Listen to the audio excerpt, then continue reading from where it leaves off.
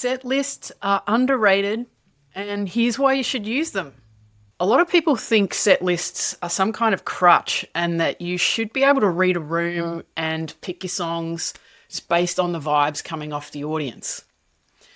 A set list is way more than a song order, and I'm going to show you what an amazing tool it is.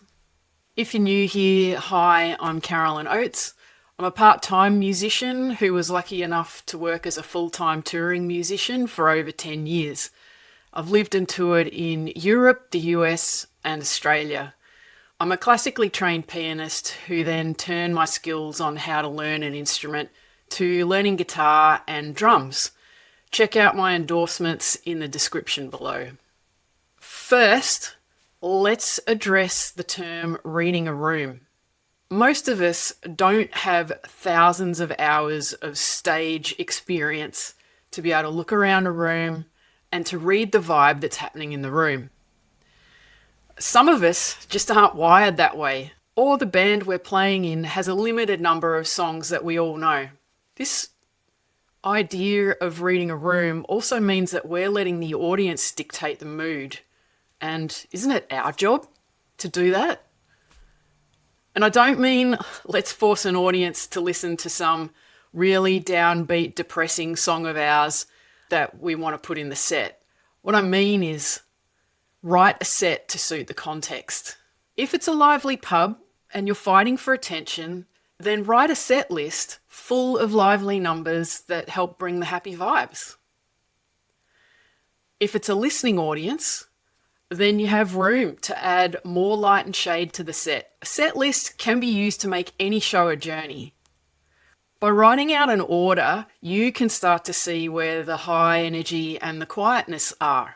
You can see where there are changes in the instruments for different band members and take that into consideration too. Referring to a set list is just one less thing you have to think about between songs.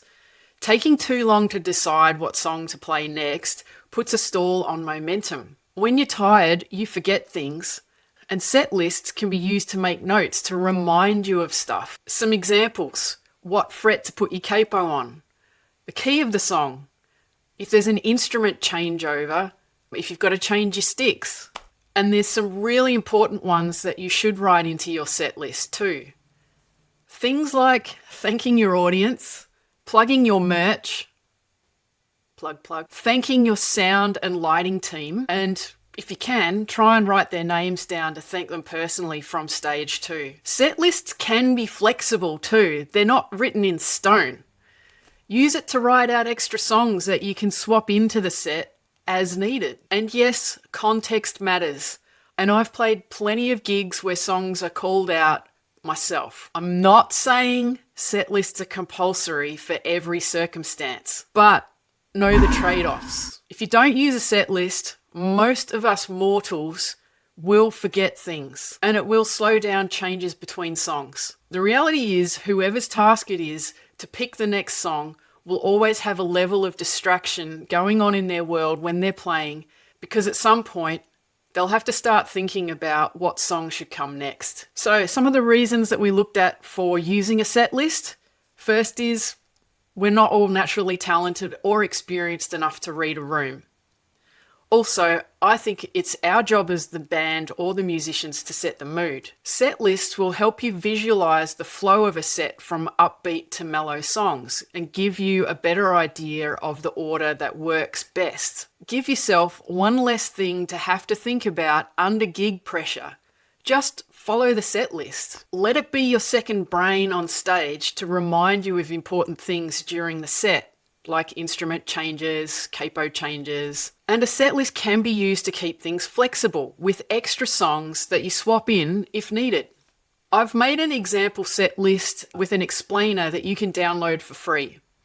I've made examples for different types of settings and different musicians. If you're a drummer, a guitarist, a keys player, the singer, or if you're doing a solo singer-songwriter show, how to set up a set list for that too.